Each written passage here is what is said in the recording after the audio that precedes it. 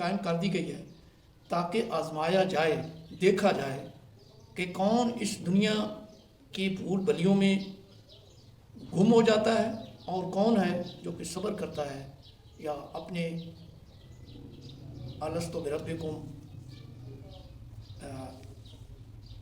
والے وعدے پہ، اللہ تعالیٰ کے راستے پہ قائم دائم رہتا ہے اور یہ اپنا امتحانی پیریڈ کا وقفہ ہے زندگی کو اسی حساب سے گزارتا ہے جس طرح کہ اس کے گزارنے کا حق ہے۔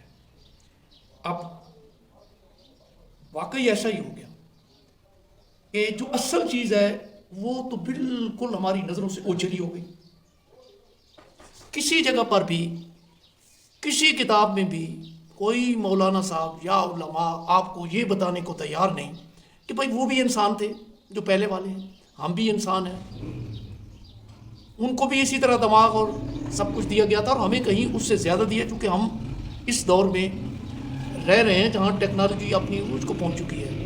میرے خیال میں ہمیں ان سے زیادہ خاص کر دین کے مسئلے میں یا اس کائنات کی ایسی گتھیاں جو اس وقت نہیں سلجھ چکی تھیں، اب تو بہت کچھ سامنے آ چکا ہے۔ اب تو کم از کم ہمیں حقائق کے بالکل قریب تر پہنچ جانا چاہیے، حقائق کھل جانے چاہیے۔ الحمدللہ قرآن پاک نے اب سب کچھ بالکل پانی کا پانی، دودھ کا دودھ کر دیا، روشنی کو اندھیروں سے الگ، رات کو دن کے سے بالکل مبین کر دیا۔ اب شر اور باطل میں کوئی کسی قسم کا شک و شبہ باقی نہیں رہا۔ اللہ کی ذات یا کا ہونا نہ ہونا، اب اس میں مزید میرے خیال میں کچھ گنجائش یا وقت ضائع کرنے کی یا کسی کو نہیں، اب وہ اس قسم کا شرک یا نہ ماننا وہ بہت کم ہے، اور وہ بھی ہماری، ہم مسلمانوں کی کچھ سستیوں کی وجہ سے، کچھ اس دنیا کے اس کے چکروں میں لگنے سے کہ ہم اللہ کا پیغام ابھی ان لوگوں تک پہنچا نہیں سکے۔ جس طرح چائنا بہت بڑی اسٹیٹ ہے، اس کے آگے منگولیا، کوریا اور بہت سارے اس علاقوں میں، رشیا کا آدھے سے زیادہ علاقہ جو ہے وہاں بالکل ابھی تک ان مسکینوں تک کوئی پیغام پہنچا ہی نہیں ہے۔ یہ ہم نے پہنچانا تھا۔ حضور صلی اللہ علیہ وسلم نے اپنے آخری خطبہ میں اللہ تعالیٰ کو گواہ بنا کر یہ کہا تھا کہ اے لوگوں، کیا میں نے تمہیں اللہ کا پیغام پہنچا دیا ہے؟ تو سب نے یک زبان ہو کے کہہ دیا کہ یار اے میرے اے رسول اللہ، آپ نے حق ادا کر دیا، نبوت کا، رسالت کا اور رحمت کا، رحیمی کا۔ تو 3 دفعہ دہرانے کے بعد حضور صلی اللہ علیہ وسلم نے پھر کہا کہ اے لوگوں جو یہاں حاضر ہو، اب یہ تمہاری ذمہ داری ہے کہ تم پہنچاؤ ان تک جو یہاں حاضر نہیں ہے۔ مقصد یہ کہ جو بعد میں آنے والے تھے، اسی امت نے اس پیغام کو آگے پہنچانا تھا۔ لیکن کیا کمی ہے، کیا ہم کر رہے ہیں؟ سارے آنکھوں کے سامنے کھلے نقشے ہیں، بالکل ہر ایک بندہ جو ہے وہ اس کو بالکل کلیئر پتہ ہے، لیکن اس کے باوجود اس جھوٹی دنیا پہ لگا ہوا ہے، اپنے آپ کے لیے مصیبتیں پیدا کر رہا ہے۔ بھئی کس چیز کا مسئلہ ہے؟ اس کو کما کے کیا کرو گے؟ بچوں کے لیے؟ رب العالمین 5 وقت نمازوں میں پڑھتے ہو ہر رکعت میں کہ وہ تو جہانوں کا پالنے والا ہے، رب ہے ہمارا۔ پھر تقدیر پہ آپ ایمان رکھتے ہیں، جو کسی کی تقدیر ہے، جو کسی کو اس میں لکھا ہے، رزق نصیب میں اس کو مل کے رہے گا۔ اگر اولاد کے اس میں رزق میں ہے تو ان کو ملے گا۔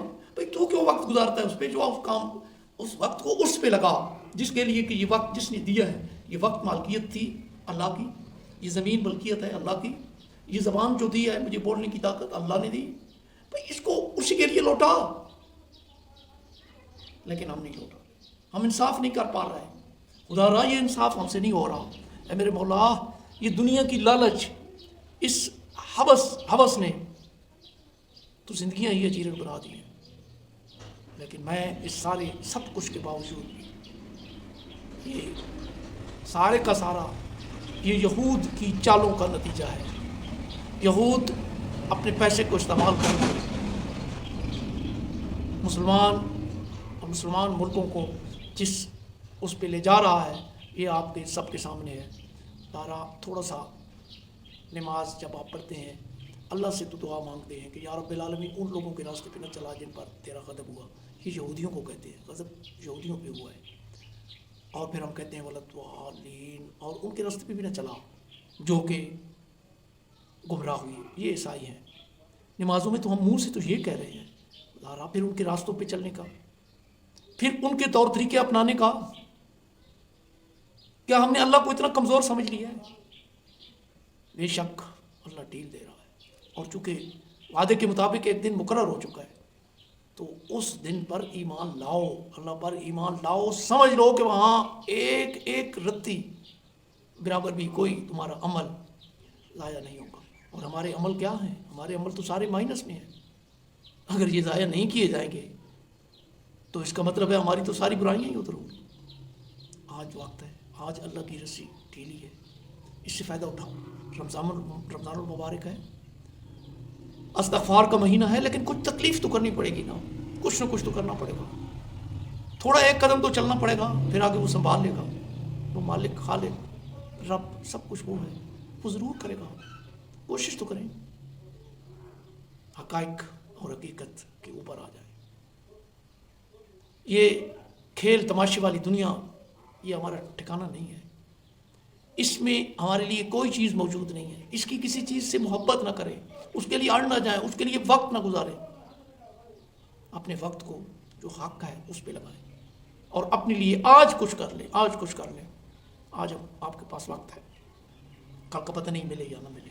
اللہ ہم سب کو حق کے پہچاننے کی توفیق عطا فرمائے اور اس پر عمل کرنے کی توفیق عطا فرمائے. آمین رب العالمین.